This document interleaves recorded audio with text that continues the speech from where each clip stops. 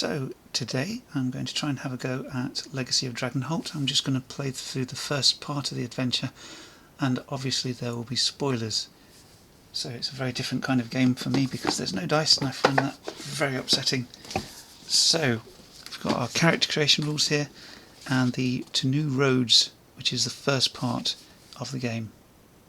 So first of all we need a character, and we have to choose our race, our class, describe yourself and choose your skills. So we'll get stuck into that. I want to be a human, I think. And I think I also want to be a wildlander. Going for an Aragorn or Strider kind of character here. Now, when it comes to the background and personality and stuff, I absolutely have no idea, so I'm going to just roll on some Table Fables because I don't really care about that kind of thing. Character traits, we are 32, we are greedy, okay. We're a bit greedy. When people ask who ate all the pies, it was probably us. And let's grab, what else can we see here? Quirks, we could have a quirk, couldn't we? 10 is unlucky. Well, there are no dice in this game, so he might be okay, but let's have a name. 2 is Aiden, that's a good name.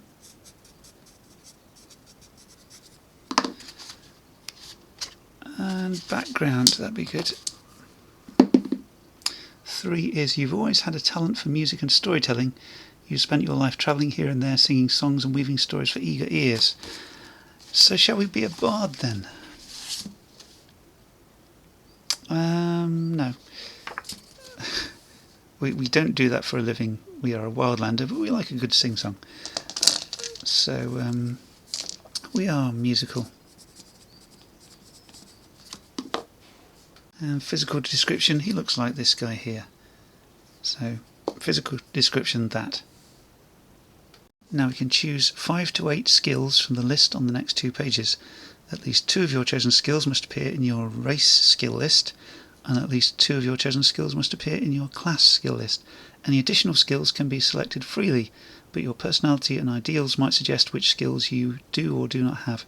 The number of skills you select affects your stamina, as described below. So, yeah, let's choose 5 skills and see how we feel about it. So, with 5 skills, you have a stamina of 14, but for every skill you have above 5, you take away 2 stamina. So I'm going to grab agility and have a maximum stamina of 12. There will be spoilers from here on in and an awful lot of reading. So, you slump down on the wooden bench, stretching your legs. You have been travelling for nearly a week now toward a small village called Dragonholt. Your journey is at the request of Celise, a former adventuring companion and friend who has since found her calling as a tutor to the children of Countess Regina Fairfax, Lady of Dragonholt. You take a moment to reread the letter. My friend, I pray this letter finds you in good health, for okay, because I need you to travel. As you might have heard, I have taken a position as a tutor in the household of Lady Regina Fairfax, Countess of Dragonholt, just outside the village. I elected to take this position because I hoped for some peace and quiet after that business in Nerrick Hall.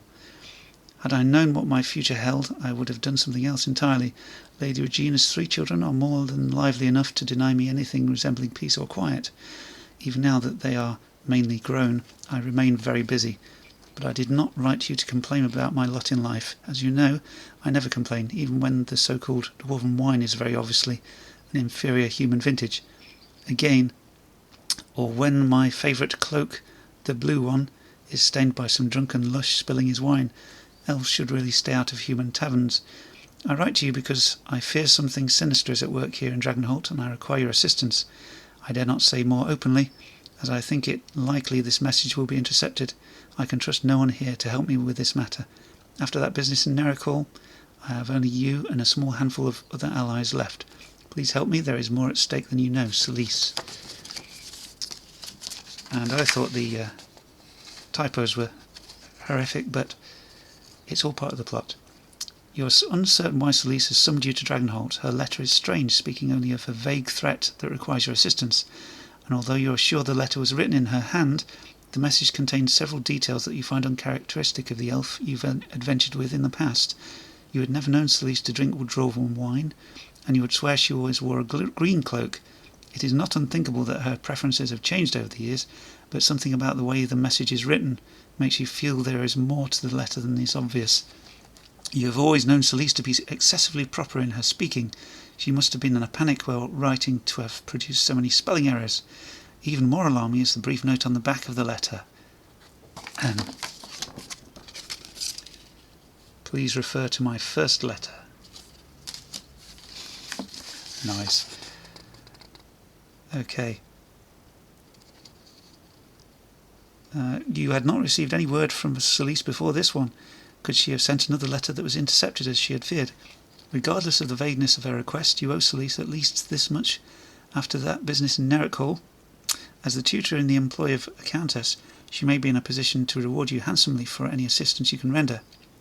Excuse me, is this the road the fastest way to Dragonholt? You look up from the letter, see Mariam, a gnome merchant you've been travelling with, talking to another traveller, pointing down a path toward a forbidding-looking forest. Aye, if you're going to Dragonholt, you'll have to go through Eventide Forest. Ain't no way around it. About a day's travel straight through. Mariam thanks the traveller, and he continues on his way in the direction opposite the forest. You fold the letter and stow it away before standing. It won't do to rest for too long. You sling your baggage over your shoulder and prepare to resume your travels. Mariam returns to face you. Well, what are we waiting for? If that's the road to Dragonholt, let's be off. Mariam has been travelling with you for some 3 days now. Like you, she is travelling to Dragonholt, and as she put it, when you met, the more the merrier. We should proceed with caution, calls Braxton from behind you. The orc woman hefts Mariam's bag off the ground, where the gnome had left it, and drops it into Mariam's open arms. Rumour has it there are bandits who make camp in these woods. We should watch our backs as we pass through. Since meeting Mariam and the orc knight-errant, you have found Braxton to be the more cautious of the pair by a wide margin. As far as you can tell, Mariam has hired Braxton for protection, but at times the orc seems to dote on the gnome more than a bodyguard would. You nod in agreement at Braxton's comment. With a last fleeting glance at the crossroads signpost, you follow after the energetic gnome who has already started off toward Eventide Forest. Okay, we have a choice, and we have some new companions. So we've got our choices. What else have you heard about these bandits, I think? Safety first. 773.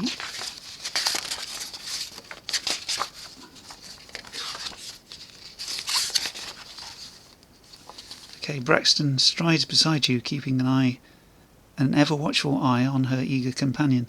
Not much. I've just heard from some travellers that a number of caravans have been ambushed while passing through. Valuable goods were taken, but the merchants and traders have been mostly unharmed. Mark story point S1. I'll just keep a note of those on the character sheet so they're handy. We should hurry along before it gets dark. Mariam, best you don't get too far ahead. Well, she seems very excitable. Yeah, it follows. 2808. The young gnome glances over her shoulder at you with a raised eyebrow. You're starting to sound like Braxton. She twirls to face you and walks backward down the road in front of you. Despite my size, I'm quite capable of protecting myself, you know. Braxton chuckles warmly to herself. I believe our new friend is worried for you, not because of your size, but because of your nature. Even though you can protect yourself, try not to worry us too much. Mark story point R6.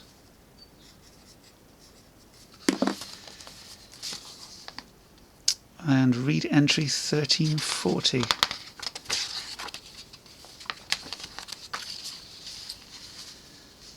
As you speak with your travelling companions, small trees begin to dot the terrain around you.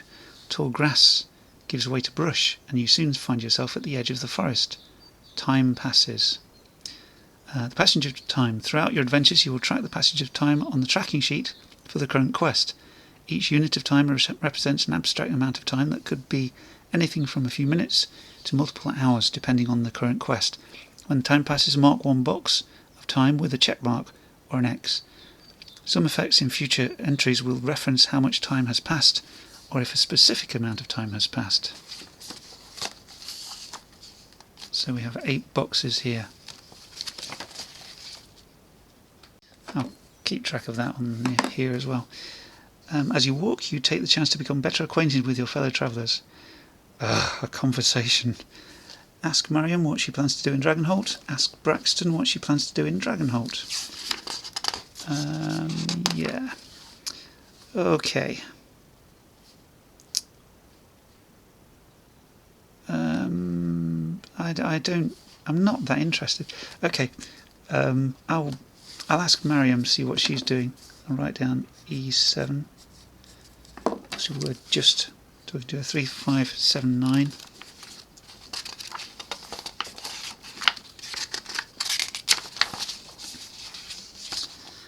I'm glad you asked, really, bubbles Mariam. I'm going to set up the finest apothecary's shop that Dragonholt has ever seen. I'll brew potions and sell remedies and make lots of money. She nods, tossing a vial of pink liquid into the air, catching it and balancing it on her finger for no particular reason. My aunt can help me get started. She already runs the best inn in town, and she's a fantastic tailor too. Mariam flourishes her half-cape and brightly coloured tunic. Ask Mariam what type of potion she brews. Ask her about her family. Exchange brewing recipes with Mariam. Compliment Mariam's attire and inquire about its maker. Tell Mariam what you know of Dragonholt's markets. And you have to have certain skills to do certain of those things.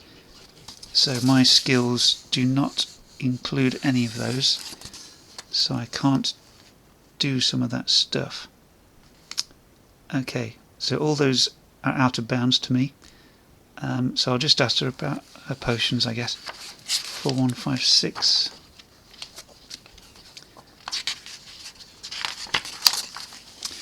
Oh, all sorts. Mariam pulls out 2 glass bottles stoppered with wax. She flourishes the blue one. This potion can cure a dozen diseases and keep wounds from being infected. She holds up a cloudy grey liquid in her other hand. This one is bottled smoke. Use it to choke out a hornet's nest or signal for help, or maybe give yourself something to hide behind. She glances down at her bottles and purses her lips. Or maybe I have that backward. Oh well. She slips the bottles back into a leather pack at her hip. I'm always looking for new recipes, but I already know enough to start my shop. She falls silent as she examines a shy-looking flower growing in the shadow of a mossy log. Always looking for ingredients too.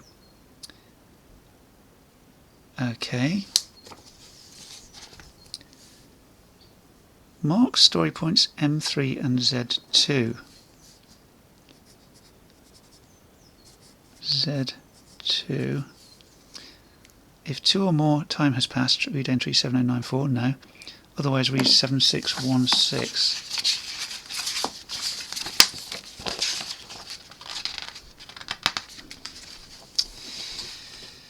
7616. You continue down the road and the sky overhead is soon obscured by the foliage of the forest canopy. Streams of sunlight dance around you as a gentle breeze shakes the leafy ceiling. Mariam skips forward and spins through the shafts of light, smiling and laughing. It would be best if you stayed close. Becoming lost in the woods is all too common for those not accustomed to travelling without the sun or moon to guide them. Despite the orc's warning, Braxton makes no additional effort to keep pace with the playful gnome. If story point N3 is marked, nope. Otherwise read 7094. What about you? Asks Mariam. What are you planning to do in Dragonholt? Before he can answer, she hunches over and crooks one finger like a sinister hook, putting a sneer into her voice. Are you seeking vengeance on a terrible foe? Just as quickly she swoons, throwing one hand artfully over her forehead. Or are you in search of love? Mariam tumbles backwards over a log with a squawk. She grins up at you from a pile of sticks and leaves, or maybe it's just a chance encounter. She continues to talk about everything and nothing, before finally pausing for breath.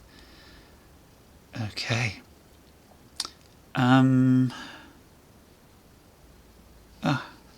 How she met Braxton. 3686.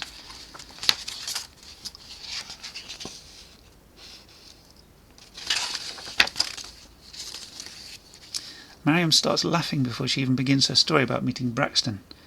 "Well, first of all, whatever Braxton tells you, I wasn't drunk," says Mariam, "but we did both get thrown out of the same tavern together.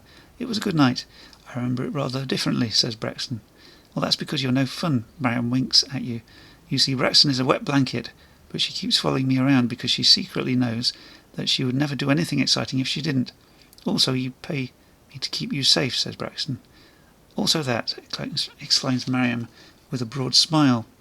If 2 or more time has passed, read 1096, no, just the one. Otherwise, read 3859.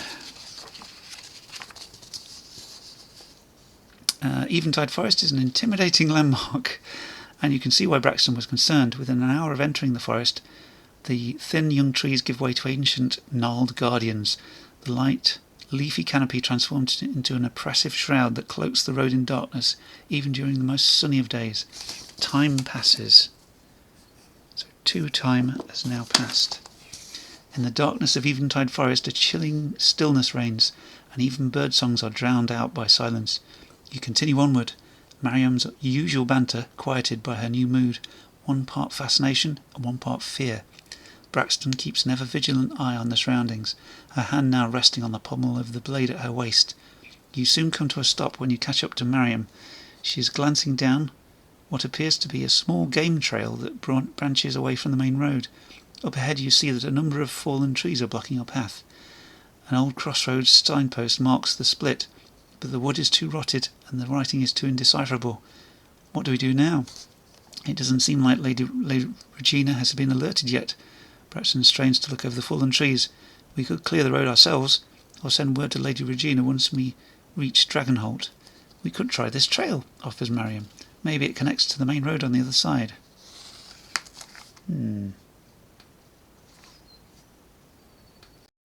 As a wildlander, I shall scout along the game trail and report back, because splitting the party is always a good thing. I'm sure I'll be fine. You follow the trail away from the main road, ducking under low-hanging branches and hopping over muddy puddles. The train winds back and forth, trail even, and you soon lose your bearings. I'm a wildlander, are we fine? Oh no, I'm not fine. As you scramble over a particularly steep slope, the soft earth gives way and you tumble head over heels until you come to a stop at the base of a tree. If you do not have agility, awareness or survival, you lose 3 stamina. I have all of those. That was lucky. Okay, not lost any stamina, we're fine. If your current stamina drops to 0, one of your skills will be disabled and you will recover 1 stamina. A disabled skill cannot be used until an effect allows you to recover that skill. Okay. You crawl back to your feet and continue on, resolving to be more careful. After some time you rejoin the main road, well past the deadfall that blocked it. You turn back and being certain to mark your route this time, rejoin the others. Time passes, and we mark K3. I'm quite enjoying this. You and your travelling companions make your way along the game trail and continue your journey along the main road. Well, that was strangely successful. Maybe. So, all these story points may come back to bite us, but 8557. After following the winding road for what feels like hours, you begin to feel that you are travelling in circles. Just as you're about to suggest turning back, Mariam calls out from beyond the next bend. There's a clearing up here. As you round the bend, you see Mariam staring up at a single massive tree that stands alone in the centre of a clearing some 20 paces across. Although the great oak's canopy is just as thick as anywhere else in the forest, its branches reach well above the tops of the surrounding trees, affording you a view of the sky at the edges of the clearing. If 3 or more time has passed... Yes, 3 time has passed, so 3549 we go to. It's already night. No wonder I feel so tired, Mariam mutters with a large yawn. Sure enough, when you look up, you see stars sparkling brightly in the vast emptiness of the night sky. You note how brilliant they seem so far from the torch-lit light of the city. At the edges of the clearing, several paths cut through the dense trees, leading away from the great oak in different directions. Only a few seem well-travelled, but none are marked by signs. Braxton, too, has noticed the myriad options for further travel. We should get our bearings before making camp for the night. Mariam rolls her eyes at Braxton's suggestion. We can use the sun as our guide in the morning. I'm going to sleep. With that, she takes out a bedroll and makes camp at the base of the great oak. Determine your heading by observing the stars. I have survival. Could do that. I can't do that because I don't have empathy or persuasion. I do have empathy, sorry. Convince Mariam to read the stars before she sleeps. Climb the great oak to look for a landmark. Leave the navigation to Braxton. I will do this. Determine your heading by observing the stars. I'll use my survival skill, 2172. You gaze up at the stars, walking a slow circle around the great tree in the clearing's centre to get a better view. You take your bearings for the constellations and find Lateriana's star. You are now confident you know which way to go to reach Dragonholt. Mark story point L1. This is nice and easy to keep track of. As you make your way back to the campfire, you feel something small strike the top of your head. It's a small wooden statuette. You look up at the branches of the great oak and notice a number of small pages and other trinkets tied to branches or resting on tree limbs. You gain the wood trinket, item B. So, nice. Wooden trinket. You found this intricate wooden trinket at the great oak in Eventide Forest. It looks quite old. A heart is carved into the wood containing the letters T and U. That is very, very cool. Some effects cause you to gain items. To gain an item, record the item's name on your character sheet, then search the item deck for the item card with a matching identifier shown in parenthesis above. Keep the item card face up with your character sheet. For instance, to resolve the effect above, record wooden trinket on your character sheet, then search the item card deck for the item card with B printed on its back and place the item card face up on your character sheet. When searching the item deck, be sure to not look at the face of any other item card. So I have the wooden trinket.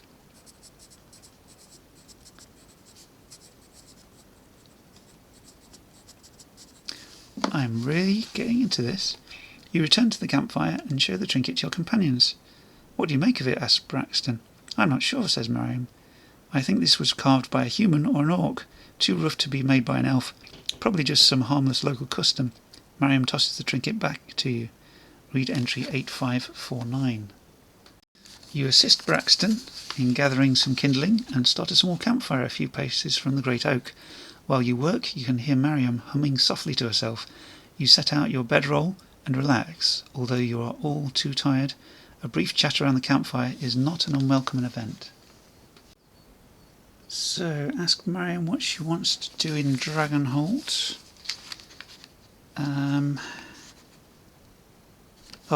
We can only ask her that if we marked story point N3, so we can't do that. Do we have E7? Yes, we do. We can do this. Ask Braxton what she plans to do in Dragonholt, or go straight to sleep. Mark story point H3. Let's do this because we can do it. 4945.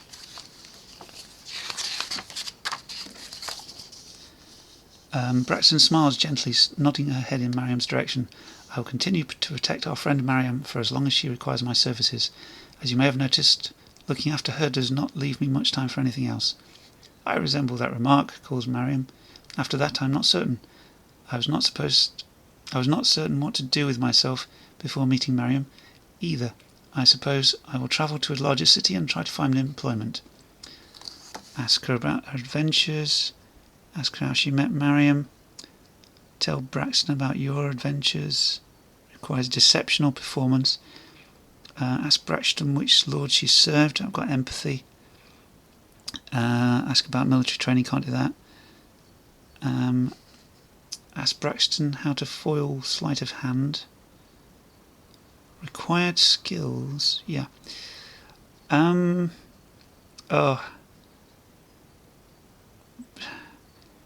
Right, we've got empathy. Ask her which lord she's served. 4897, let's go. Ask her about her past adventures. Oh, I do what I can to avoid adventures, says Braxton with a gentle smile. It's safer that way. After a few more questions, he sighs. Very well, I shall tell you about the day I received my knighthood.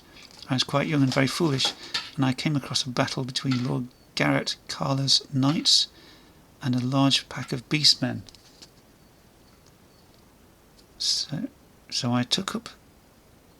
Okay. I leapt into battle, hurling my spears at the creatures. I soon ran out of spears, but there was no shortage of beastmen, so I took up the sword of one of the fallen knights and continued to fight.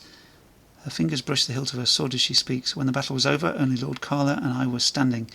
He knighted me on the spot. She turns away, looking at the forest floor. Is that the sort of thing you wanted to hear about? Mark story points C3 and O2. C3, O2. If 2 or more time has passed, read 4389. Yep. Okay. You change the subject, electing to ask Braxton what she knows about Dragonholt. I've never been to Dragonholt myself, says Braxton. Lord Carla's lands were west of here, so I never had occasion to visit. I did hear that the village has a fine inn. You heard that from me, calls Mariam. Mariam's aunt runs the place, says Braxton with a smile. Apart from that, I think the place is rather unremarkable. A small collection of houses surrounded by farms and orchards. She frowns and drums her fingers on the hilt of her sword, looking all around. Well, there was that one story about a brave hero who could freeze a dragon's flames in its throat, but I think that was just a story. Braxton lapses into a comfortable silence for some time. Ask about her family, ask about orcs, leave Braxton to her thoughts. I think... should we ask about orcs? That seems a bit rude. Ask her about her family, 2062. I haven't seen them in years, she says. Oh gosh. My brothers were not happy about me abandoning them to take service with Lord Carla, but to be honest, I had to get away. After our father died, my brothers became more and more domineering. They wouldn't let my mother and me do anything without their permission. I was going on long hunting trips just to avoid them. It was on one of those trips that I met Lord Carla. She glances up at the forest canopy as if to see her brothers there. It's funny, but now that I'm grown and a knight, I miss them. I'd like to see them again, as equals. I'd like to meet them too, calls Mariam. Maybe break all their kneecaps. Mariam doesn't like my brothers, explains Braxton, even though she doesn't know anything about them. They were awful to you, says Mariam. That's all I need to know. If 2 or more time has passed... Yep. Go to 1096. Mariam lets out a long yawn. Subtle. And you second the motion. As you nestle into your bedroll for the night, Braxton speaks up. Best we don't all sleep at once. I'll take the first watch. Can I count on you to take the second? You nod your agreement and drift off to sleep. One of you must volunteer to keep watch. Refresh your activation token if you are keeping watch. The rest of you exhaust your activation token. This is for the multiplayer game. 2 time passes. You each recover 2 stamina. I'm alright for stamina. You rouse from your slumber to gentle coaxing from Braxton. Your turn at watch, he says quietly. You rub your eyes for a moment and sit up, taking a drink from your canteen to wake yourself. You glance around camp at your fellow travellers. Braxton prepares her bedroll, lies down and is quickly asleep. Mariam stirs for a moment, possibly awakened by the brief commotion, and rolls to her other side. A gentle silence takes hold of the clearing. Your journey to Dragonholt has been a long one, but now you are no more than half a day's travel from your destination. The crack of burning branches from the campfire keeps you company as you keep watch. The moon is beginning to set, and you know the light of a new dawn will soon grace the forest clearing where you have made camp. Just then you hear a rustling in the thick brush on one side of the camp and recall Braxton's warnings about bandits. Watch for further movement or signs of danger. Arm yourself and take a closer look. Wake your fellow travelling companions. Watch further movement. Arm yourself. I'm going to watch rustling in the thick brush. I'm going to watch for further movement or signs of danger. 3123.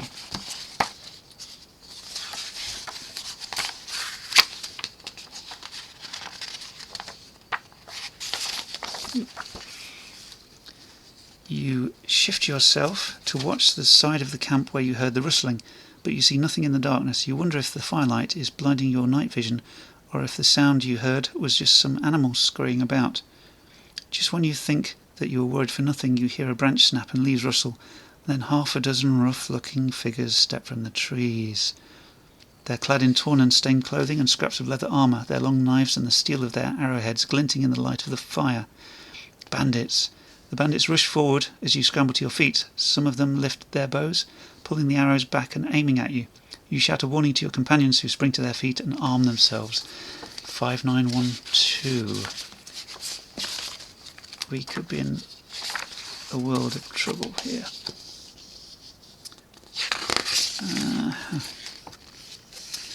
More and more bandits step into the firelight. Their armour and weapons seem crude, but sufficient to the purpose. Bracton grabs her sword in her right hand, doing her best to keep herself and her shield between Miriam and all the bandits. We need to negotiate, I think. Draw your weapon and engage the bandits. And attempt to reason with the bandits, yes. I really want to do that because there's a lot of them. 4734. You attempt to reason with the bandits and prevent bloodshed. Well, it's very simple, said a bandit you take for their leader. He steps into the light of your campfire, revealing a scar that runs down the side of his face. We're traditionalists, you see, and the tradition is this: your money or your life. Before you can make any sort of counter-offer, Miriam's voice cuts the negotiation short. Go sniff a goat, she shouts. The bandit leader roars and his minions rush to attack. So much for reason. Read 4300. Braxton hefts a heavy steel shield and slashes her longsword threateningly at one of the approaching bandits. Miriam produces 2 flasks and unstoppers one of them. A thick, acrid smoke pours from its open mouth as she holds it aloft, ready to throw. 3 of the bandits suddenly rush forward, charging the camp. Miriam hurls a smoking flask, which smashes against one of their bucklers. A billowing cloud of acidic fog erupts from the impact site. The bandit shrieks and flails, dropping his buckler to the ground as it dissolves. The 2 other bandits continue their charge. One swings an axe at Miriam, but Braxton catches the blade with her longsword and slams her shield into the man, sending him tumbling to the ground. The 3rd bandit dodges around Braxton and darts forward straight toward you, spear point trained at your chest. Oh, should I don't have any of these, so I can only do one of the first. Catch the spear and disarm the bandit or dodge the attack.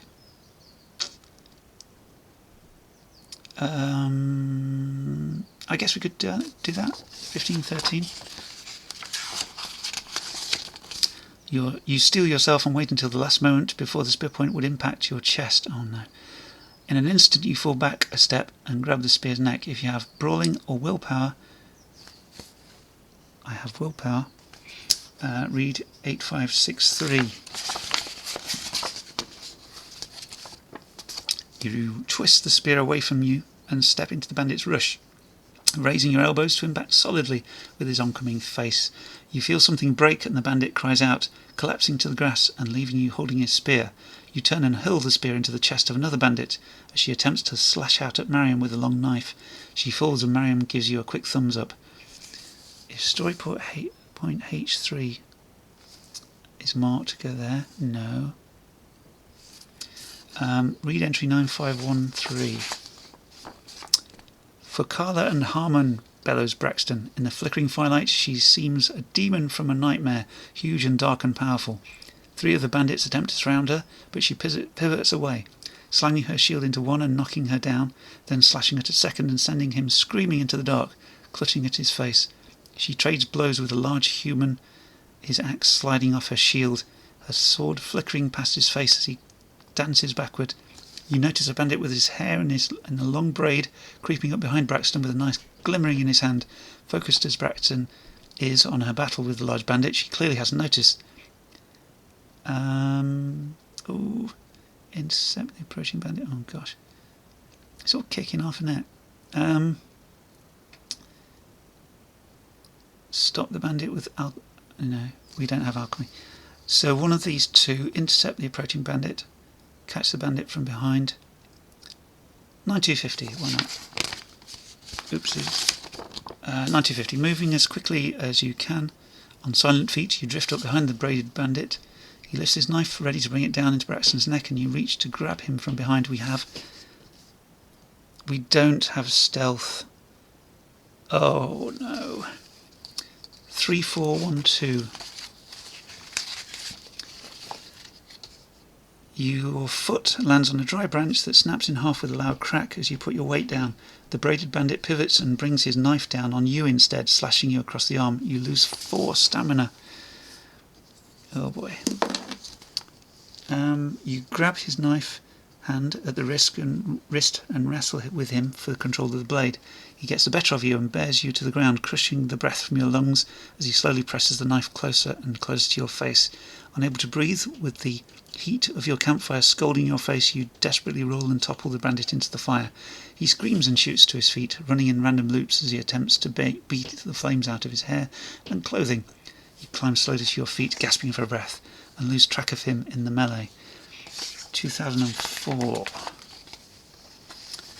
Your companions are still locked in combat with the bandits who swarm around the edges of the light provided by your campfire. Screaming incoherently, a scarred bandit rushes at you. In one hand he brandishes a studded iron mace. The other arm ends in a steel hook, its metal glinting in the firelight. I have archery. I'll use this skill here. 3, 5, 6, 8. Try and shoot him.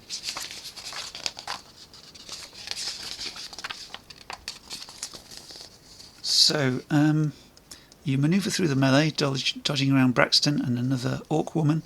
Then you break away from the fray, sprinting toward the great oak, hoping to put enough range between yourself and the bandits so that you can attack them from relative safety. If you have agility, which I do, read entry 5414.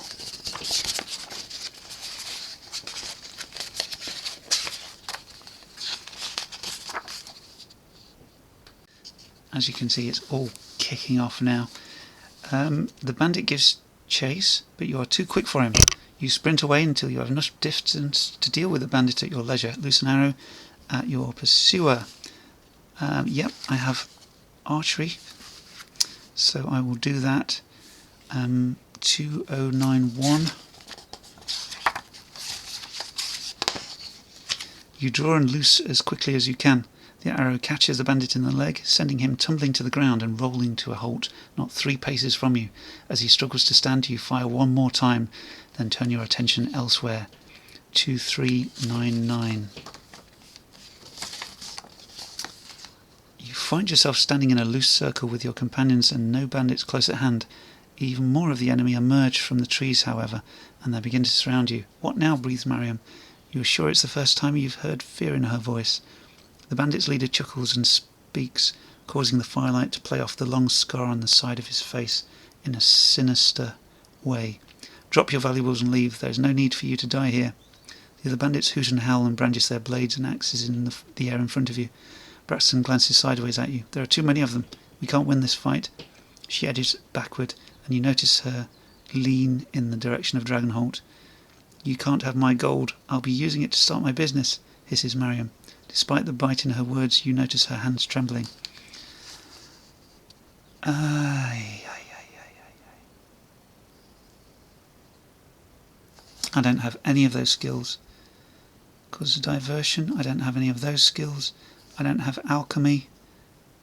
I can only turn tail and run. I can't do any of these other options. So, 7804.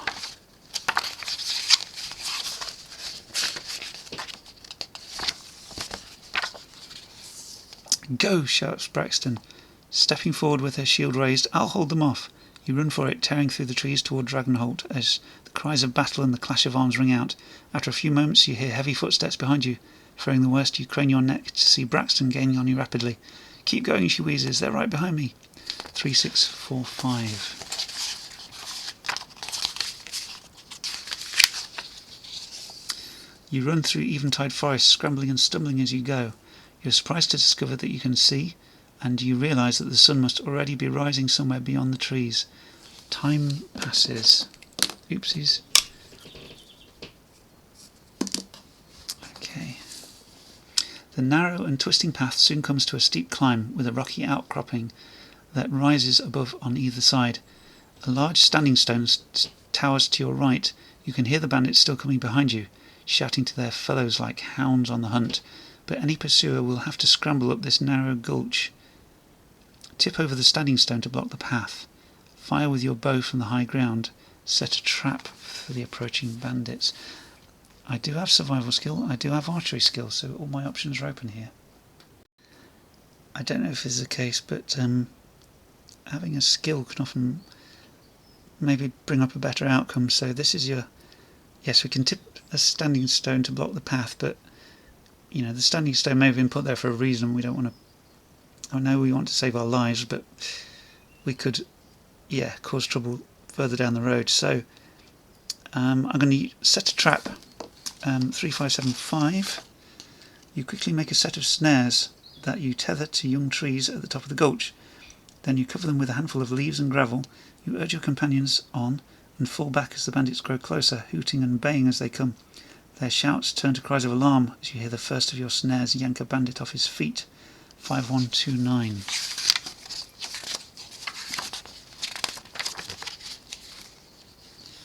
With the bandits preoccupied by your efforts back at the gulch, you are able to gain a considerable lead on them. The rocky terrain continues to rise up around you, the trees of Eventide Forest becoming smaller and scrappier as you go. Soon you come to a sheer cliff face, only a few scraggly trees clinging to the rocks rising above you. Sunlight spills across the sky above the cliff, a promise of freedom and safety. You could climb up to the top, but it would be a challenge. The path continues to the left a fair distance, then becomes a right switchback crawling up to the top of the rise. It will be a safer route to the top, but slower than climbing directly. Oh dear.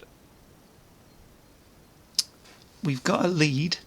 I don't see there's any reason to take unnecessary risks. 9716.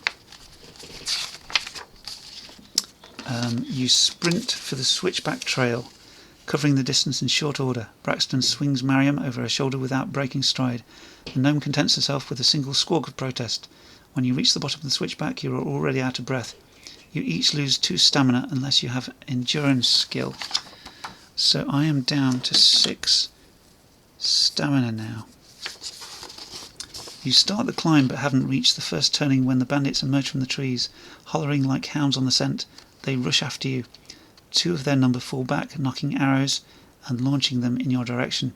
You each lose 3 stamina unless you have agility. Well, I do have agility, which is lucky. By the time you reach the top of the slope, your lungs and legs are burning and you're gasping for breath. But you can't rest now. The bandits are still too close behind you. I've got archery. Block the path. I've got awareness and survival, so I might just block the path. Because there's too many to shoot, maybe. 2873.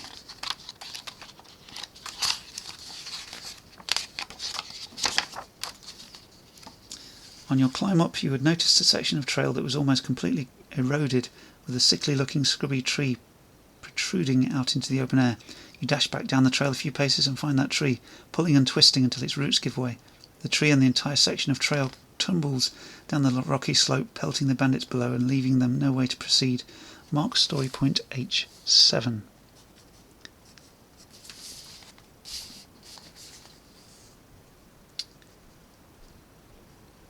You climb the hill and the bandits, after a positively creative bout of swearing and taunting, retreat into the forest.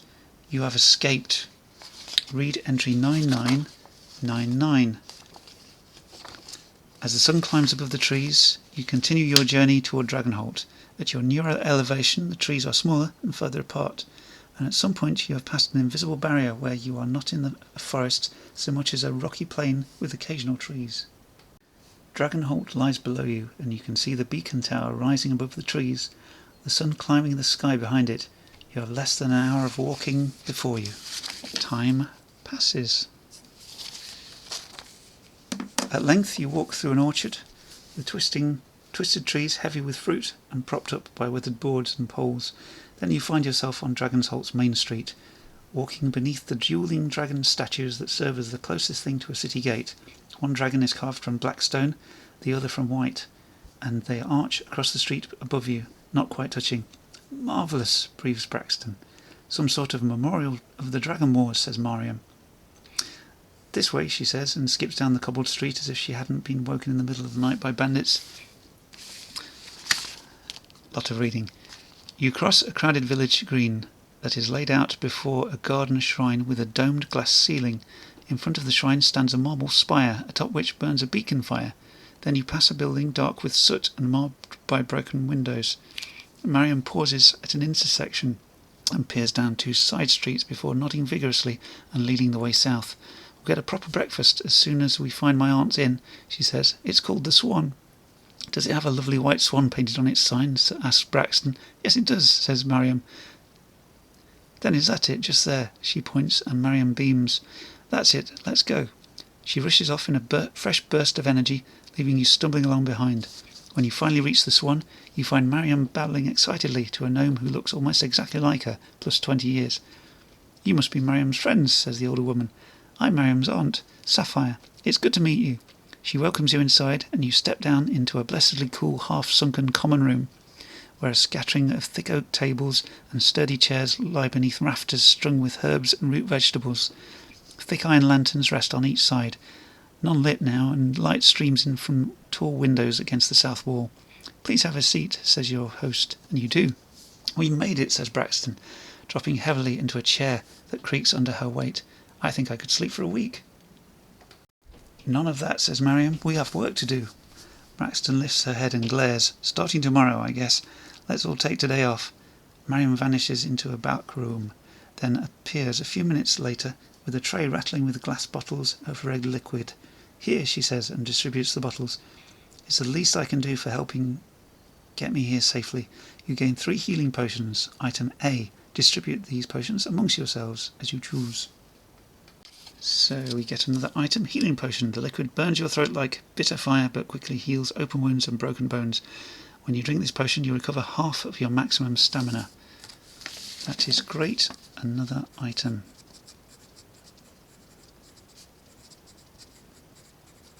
I do like the art on these. Okay. Sapphire returns a moment later with a larger tray, overflowing with plates of yellow eggs, loaves of dark brown bread, and a tall pitcher of milk.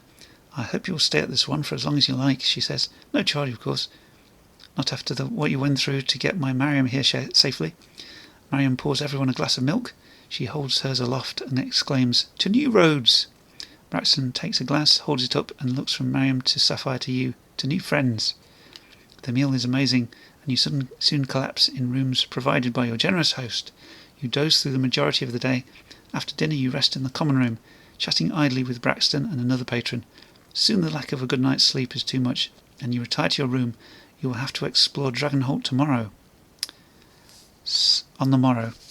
So, you each recover half of your maximum stamina. You each recover 1 skill. We've not lost any skills yet. You each refresh your activation token. Doesn't count. You each gain 1 experience. Your fame increases by 1. Okay. This quest is complete. Read entry 1001 in the Dragonholt Village book, where the adventure continues. Well, I enjoyed that, and hopefully it gives you an idea of the first adventure in Legacy of Dragonholt. It was pretty fun, and I look forward to continuing that in my own time. So, thank you for watching.